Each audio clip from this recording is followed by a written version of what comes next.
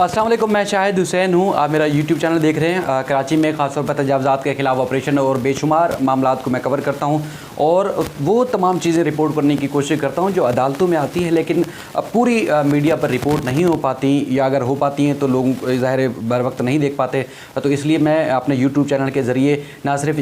तजावज़ात और इसके अलावा जहाँ जहाँ ऑपरेशन हो रहे हैं और भी जहाँ जहाँ जो कानूनी और आइनी मामलात हैं जो अदालतों से ख़ासतौर पर जिनका ताल्लुक़ होता है अदालतों से लेकर, मैं वहाँ जाके फॉलो करता हूँ, आपको अपडेट करता हूँ। बहुत सारी खबरें ऐसी होती हैं जो बहुत सारे लोगों को नागवार गुजरती हैं, लेकिन बहुत सारी खबरें ऐसी हैं जो बहुत सारे शहरियों के लिए फ़ायदेमंद होती हैं, लेकिन मेरा उसमें ज़ाती तौर पर कोई नुक्ता नज़र नहीं होता। बुनियादी तौर पर जो कुछ अदालतों में आता है, अदालतों में जो चीज़ें मुख्तलिफ़ इदारों की जानिब से पेश की जाती हैं या मुख्तलिफ़ जो साइलिन हैं या दरख्वास्त गुजार हैं उनकी जानिब से अदालत में लाई जाती हैं, और उसके बाद फिर कानूनी हो या गैर कानूनी जो उसका तयन अदालत ने करना होता है। अदालत में जो चीज़ सामने आती है और उसके बाद फिर अदालत जो कुछ हुक्मनामा जारी करती है मैं वो रिपोर्ट करने की कोशिश करता हूँ। मेरा अपना उसमें ख़ास तौर पर कोई भी नुक्ता नज़र नहीं होता। नस्ला टावर की आज इस वीडियो में बात करेंगे नस्ला टावर के हवाले से, क्योंकि सुप्रीम कोर्ट में जो चीज़ सामने आई थी उसको ही देखते हुए सुप्रीम कोर्ट ने हुक्मनामा जारी किया। चीफ जस्टिस ऑफ पाकिस्तान की सरबराही में 3 रुकनी बेंच ने, लेकिन जो दस्तावेज़ात सिंध हुकूमत के या सिंध हुकूमत के मातहत जो मुख्तलिफ महकमे हैं उनकी जानिब से रिपोर्ट्स आई थी, उसकी रोशनी में अदालत ने बाकायदा उस हुक्मनामे में ये लिखा भी है कि कमिश्नर कराची की रिपोर्ट के मुताबिक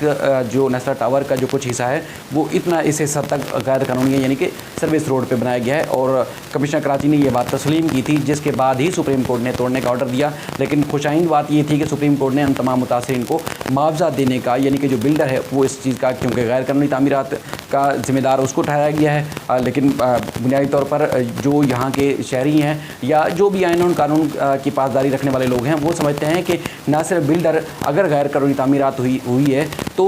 जो 1951 से लेके जहाँ जहाँ मुस्तकिल तौर पर फिर सोसाइटी हो या दीगर जो इदारे थे जिन्होंने लीज़ दी, उसके बाद फिर जिन लोगों ने NOCs जारी किए, उन सब के ख़िलाफ़ कार्रवाई होनी चाहिए थी, उनका तयन होना चाहिए था, उनकी जायदादें जब्त होनी चाहिए थी, उनके खिलाफ़ क्रिमिनल जो है वो कार्रवाई होनी चाहिए थी, महकमा जाती कार्रवाई होनी चाहिए थी, उनके खिलाफ़ बेशुमार जो है केसेस होने चाहिए थे, लेकिन नहीं हुए और सारा का सारा नज़ला गिर गया है या तो बिल्डर के ऊपर या फिर जो मुतासिरीन है, जो वहाँ के मकीन हैं जिन्होंने इस प्रोजेक्ट को अपनी ज़िंदगी का एक यानी कि एक खुशनुमा एक बाब समझ के उन्होंने हासिल किया था कि वो पुरसकून एक अच्छे इलाके में गुजारेंगे, लेकिन उनको नहीं पता था कि आगे जाकर उनकी ज़िंदगी के साथ क्या होने वाला है। अब भी जो कुछ होगा अल्लाह बेहतर जानता है, लेकिन भरपूर कोशिश की जा रही है कि नस्ला टावर किसी न किसी तरीके से बच जाए और उसके बाद फिर उसको ना तोड़ा जाए और सेटलमेंट हो जाए। अब इस वीडियो में जो ख़ास बात है वो बहुत सारे लोगों को बुरी लगेगी, लेकिन चूँकि बात है और वो आपको बतानी भी है, और मैं कोशिश करूँगा कि जो कुछ कहा गया है नज़रसानी की दरख्वास्त में, पहले भी मैंने रिपोर्ट किया है, वो चीज़ रखूं, ना कि मैं अपना कोई नुक्ता नज़र रखूं, और वो चीज़ एक तस्लीम शुदा है, उसका डॉक्यूमेंट भी मौजूद है रिकॉर्ड पर। और हमारे जो सीनियर दोस्त हैं, हमारे उस्ताद हैं, मोहतरम हैं, उनसे बहुत कुछ सीखते हैं। इरफानुल हक साहब, उन्होंने बाकायदा तौर पर इस पर ट्वीट भी किया था, और उसके बाद फिर उस चीज़ को मैं कोशिश कर रहा हूँ कि आप तक पहुँचाऊँ, क्योंकि नस्ला टावर के जो मुतासिरीन हैं और बिल्डर हैं उनकी जानिब से नज़रसानी की दरख्वास्त दायर की गई है सुप्रीम कोर्ट में, और उन्होंने सुप्रीम कोर्ट ऑफ पाकिस्तान से NRO मांग लिया है।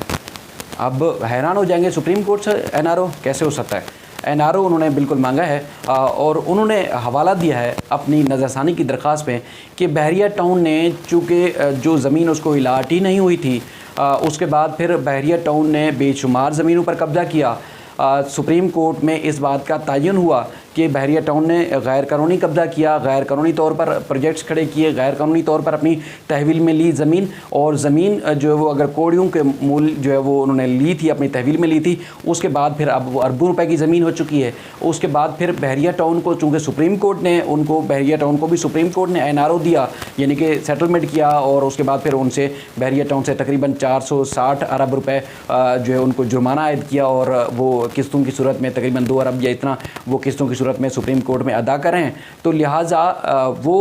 जिस तरह बहरिया टाउन के साथ सुप्रीम कोर्ट ने रवैया अपनाया था, गैर कानूनी होने के बावजूद बहरिया टाउन को रिलीफ मिला या सेटलमेंट हुई, इसी तरह नस्ला टावर के साथ भी जो है रवैया अपनाया जाए। यानी कि एक बात वो ख़ुद तस्लीम भी कर रहे हैं कि ये गैर कानूनी हुआ है, तामीरात हुई है, चूँकि बचने की कोशिश की लेकिन नहीं हो सकी, और उसके बाद फिर अब वो कहते हैं कि जिस तरह बहरिया टाउन को रिलीफ मिला है इसी तरह नस्ला टावर को भी सुप्रीम कोर्ट ऑफ पाकिस्तान नज़रसानी करे और रिलीफ दे, यानी कि NRO दे। अब चूँकि हम देख रहे हैं 16 जून से लेके अब तक मुसलसल एहतजाज हो रहा है, मुसलसल नस्ला टावर पे एक कैंप लगाया गया है, मुख्तलिफ लोग वहाँ आते हैं इज़हार यकजहती के लिए, मुख्तलिफ सियासी जमातें, मुख्तलिफ ताजिर बिरादरी के लोग, मुख्तलिफ जो समाजी लोग हैं, समाजी खिदमत करने वाले लोग हैं, रोज़ आते हैं, रोज़ वहाँ एहतजाज भी होता है, उनसे इज़हार यकजहती भी होती है और रोज़ तकरीबन प्रेस कॉन्फ्रेंस होती है और सुप्रीम कोर्ट ऑफ पाकिस्तान से नज़रसानी की अपील की जाती है। अब चूँकि बाकायदा तौर पर नज़रसानी की अपील समाअत के लिए फ़िल वक्त मुकर्रर नहीं हुई, जैसे पहले मैंने एक वीडियो में बताया था कि इम्कान ज़ाहिर किया जा रहा है कि चूँकि चीफ जस्टिस ऑफ पाकिस्तान की सरबराही में 3 रुकनी बेंच का जो ऑर्डर था उसकी ही नज़रसानी होनी है और वही बेंच ही नज़रसानी की दरख्वास्त सुन सकता है। तो अगले यानी कि 10-15 दिन में सुप्रीम कोर्ट ऑफ पाकिस्तान में कराची रजिस्ट्री में रोस्टर जारी नहीं हो सका है या कराची रजिस्ट्री में वो बेंच अवेलेबल नहीं है, बल्कि चीफ जस्टिस पाकिस्तान की सरबराही में जो बेंच है वो इस्लामाबाद में है। तो इसलिए इम्कान ज़ाहिर किया जा रहा है कि इस नज़रसानी की दरख्वास्त जिसमें नस्ला टावर की के जो मुतासरीन और बिल्डर की जानिब से NRO मांगा गया है, इसमें एक अर्जेंसी फ़ाइल करनी पड़ेगी और अर्जेंसी यानी कि फौरी समाअत की दरख्वास्त दायर करनी पड़ेगी और उसकी समाअत होगी बाकायदा तौर पर supreme court of Pakistan Islamabad में। अब इनकी किस्मत का फ़ैसला सुप्रीम कोर्ट ने ही करना है, क्या सुप्रीम कोर्ट NRO देती है या नहीं देती वो अल्लाह जानता है, लेकिन ये बात हक़ाइक़ थे, जो हकीकत थी, जो मैंने आपके सामने रखी। दूसरा, इस वीडियो के बाद भी और इससे पहले भी बहुत सारे लोग तनकीद करते हैं, लेकिन वही बात जो आज मैं बता रहा हूँ यही बात दरख्वास्त में लिखी हुई है और आप चाहें तो मैं सबको दिखा भी सकता हूँ, बता भी सकता हूँ कि उसमें उन्होंने हवाला दिया है कि जिस तरह बहरिया टाउन को रिलीफ दिया गया है, बहरिया टाउन के साथ सेटलमेंट हुआ है, यानी कि नस्ला टावर के जो मुतासरीन हैं इनके ऊपर भी जुर्माना आयद करके जो इन्होंने इजाफी ज़मीन, सरकारी ज़मीन, सर्विस रोड की ज़मीन या नाले की ज़मीन अगर इन्होंने अपनी तरफ घेर के उसके ऊपर प्रोजेक्ट खड़ा किया है जो कि उसका गैर कानूनी कमिश्नर कराची और मुख्तलिफ इदारों की जानिब से करार दिया गया है, रिपोर्ट सुप्रीम कोर्ट में पेश की गई, तो उसमें वो कहते हैं कि हमें किसी सूरत रिलीफ मिल जाए और हमें NRO दिया जाए, यानी कि जुर्माना आयद किया जाए और जुर्माना हम भर देंगे लेकिन प्रोजेक्ट को तोड़ने से रोका जाए। और सुप्रीम कोर्ट का जो 16 जून का जो हुक्मनामा है इसको मसमार करने का, वो नस्ला टावर को उसको रोका जाए। अब एक और बड़ी बात, इस चूँकि वीडियो से रिलेटेड है, इस नस्ला टावर से रिलेटेड है, हमारी मुख्तलिफ जो तंजीमें हैं जो काम करती हैं कराची में, मुख्तलिफ तरक्याती मनसूबे, मुख्तलिफ जो प्रोजेक्ट से मुख्तलिफ बड़े बड़े मनसूबे बनाती हैं, नस्ला टावर भी उनसे रिलेटेड है। लेकिन एक बात चलते चलते करूँ, ये ज़राए का दावा है, मैं जो ज़राए ने बताया कोशिश कर रहा हूँ कि एज़ इट इज़ आप तक पहुँचाऊँ कि जो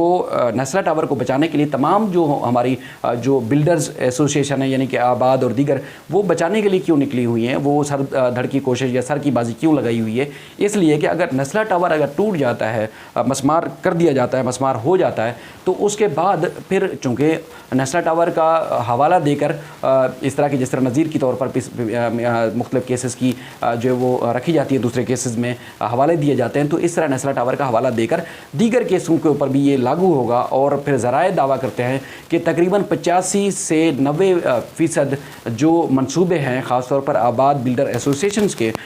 इस तरह के उनका दावा है ज़राए का कि वो इसी तरह की तामीरात है, यानी कि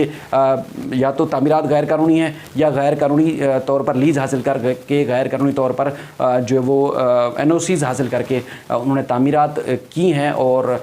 फिर ये अगर ऑर्डर अमल दरामद हो जाता है तो फिर ये नज़रा उस पर भी गिरेगा, तो इसलिए ये नस्ला टावर को बचाना भी बहुत ज़्यादा ज़रूरी है। लेकिन हम उम्मीद करते हैं चाहे वो बिल्डर्स हों या नस्ला टावर के मुतासरीन हों जिन्होंने अपनी ज़िंदगी के सुहाने ख्वाब सजाए थे इस खूबसूरत प्रोजेक्ट में रहने के लिए, क्योंकि बहुत सारे माजूर भी हैं, बहुत सारे फैमिलीज़ ऐसी हैं जिन्होंने अपनी ज़िंदगी भर की जमा पूंजी लगाई, अपने प्रॉपर्टीज़ बेचकर, अपने ज्वेलरी बेचकर उन्होंने लगाई। उम्मीद करते हैं उनके साथ भी ज़्यादती ना हो और उम्मीद करते हैं कि जो बिल्डर है उसके साथ भी ज़्यादती ना हो। और हम ये भी उम्मीद करते हैं कि सुप्रीम कोर्ट जो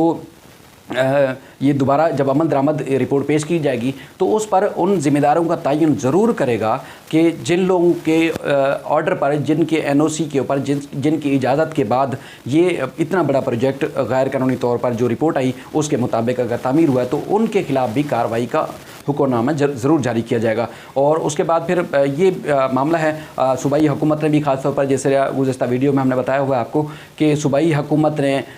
एक कमीशन तश्कील दिया है। वो ना सिर्फ गुजर नाला, नस्ला टावर, बल्कि जहाँ जहाँ ऑपरेशन हो रहा है तो वहाँ की वो जो है वो जायज़ा लेगा, लीज़ों का तयन करेगा। जहाँ किसी की दुकान मसमार हुई है, लीज़ सी कानूनी थी, उसको सेटलमेंट किया जाएगा। जिसका कानूनी घर टूटा है उसको सेटलमेंट किया जाएगा। या जहाँ जहाँ जो भी एक तयन हो सकता है सेटलमेंट करने का मुतासरीन को, हर सूरत, चाहे उनकी आबादकारी हो, चाहे उनका बिज़नेस का शहरियों का मामला हो या कोई भी मामला हो, तो सूबाई हुकूमत एक्टिव हो चुकी है। और बुनियादी तौर पर सुप्रीम कोर्ट का हुक्म है, उसमें वफाकी हुकूमत भी कंट्रीब्यूट करेगी। तो वो अब आगे जाकर उन शहरियों की भलाई के काम भी हो सकते हैं। लेकिन हमारे जो मुख्तलिफ डिपार्टमेंट्स हैं, यानी कि एंटी इंक्रोचमेंट के, और वो कहते हैं कि कराची में जो इस तजावुज़ात या उसके बाद ये नालों की सफाई में जो लोग मुतासर हो रहे हैं वो लाखों की तादाद में होंगे, लेकिन लाखों को मुतासर करके हम करोड़ों को महफूज बनाने के दरपे हैं। हम उनको बनाने जा रहे हैं। तो इसलिए लाखों मुतासरीन या हज़ारों अगर लोग मुतासर होते हो तो उससे कोई फ़र्क नहीं पड़ता। करोड़ों लोगों को इससे महफूज बनाया जा रहा है ताकि मुस्तकबिल में अच्छा माहौल, अच्छा कराची दिखे और ना शहर डूबे और ना ही माहौल और गंदगी शहर में पैदा हो, बल्कि उसको बेहतर किया जाए। तो बहरहाल ये नुक्ता नज़र था जो कि अदालत में आया, जो कुछ हुकूमत का था या मुख्तलिफ इदारों का था, वो वीडियो में मैंने आपके सामने रखा। उम्मीद करते हैं किसी के साथ नाइंसाफ़ी नहीं होगी। लेकिन अब जो NRO मांगा गया है नस्ला टावर की जानिब से, वो भी उस पर क्या फ़ैसला होता है वो भी आने वाला वक्त बताएगा। मज़ीद भी इस सिलसिले में आपको अपडेट करेंगे।